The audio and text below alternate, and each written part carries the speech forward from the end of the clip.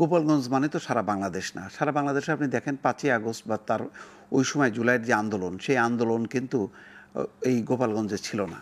গোপালগঞ্জ বিচ্ছিন্ন। ওই যে কামাল ভাই বললো না, দেখবেন এরশাদ পতনের হয়ে গেল সারা দেশে, কিন্তু রংপুরে তারপর নির্বাচন, ওখানে 35টা আসনে জাতীয় পার্টি, সেই দাগটা কাটে নাই। বগুড়াতে একই অবস্থা। এখন কোনো অঞ্চল বিশেষে যদি এরকম হয়, ওটার সাথে জাতীয় সারা বাংলাদেশেই তো এই ধরনের সহিংসতা ঘটনা ঘটছে। পুরো যখন নির্বাচন হবে সারা বাংলাদেশে কিন্তু এই ধরনের ঘটনাগুলো সামাল দেওয়ার মতন আমাদের আইন শৃঙ্খলা পরিস্থিতির কি একই দিনে একসাথে সেই ঘটনাগুলোকে তারা সামাল দিতে পারবে বলে মনে করছেন? না, সারা দেশে কোথায় ঘটছে? সারা দেশে যেগুলি হচ্ছে সেগুলি হলো চাঁদাবাজি। নির্বাচনটা সারা দেশে হবে একসাথে। হ্যাঁ, তাতে কি সমস্যা কি? তখন কিভাবে এই আইন শৃঙ্খলা বাহিনী এই ব্যাপারগুলো, তখন তো একটাই কনসেন্ট্রেশন থাকবে, তার হচ্ছে নির্বাচনটা করা।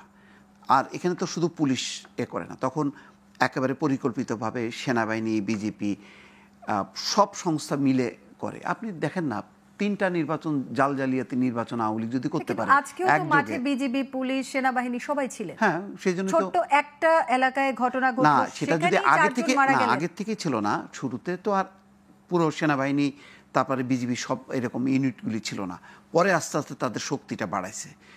এখানে একটা, হ্যাঁ ঠিকই আপনি পয়েন্ট ধরছেন যে গোপালগঞ্জকে আলাদাভাবে অ্যাসেসমেন্ট করার দরকার ছিল। আমি বললাম না যে গোপালগঞ্জে কিন্তু কয়েকটা ধারাবাহিকভাবে সহিংস ঘটনা ঘটছে, এবং সেখানে কিন্তু একতরফা হয়েছে। শুধু মানে এমন না যে আচ্ছা ঠিক আছে বিএনপি হামলা চালাইছে আওয়ামী লীগের উপর, তারপরে রাস্তা অবরোধ করছে, সেনাবাহিনী সরাতে গেছে, সেনাবাহিনীর গাড়ি পোড়াই দিচ্ছে। আপনি চিন্তা করতে পারেন, সেনাবাহিনীর গাড়ি, এখানে এত বড় ঘটনা ঘটছে ঢাকায়, তাও একটা বাহিনীর গাড়ি পড়েনি, অন্তত সেনাবাহিনী, কিন্তু সেখানে কিন্তু তারা হাত দিয়ে ফেলছে। ফলে ওই অঞ্চলটাকে আলাদাভাবে একটু বিশ্লেষণ করার দরকার ছিল, সেটা করা হয়নি। এইটা হচ্ছে দুর্বলতা।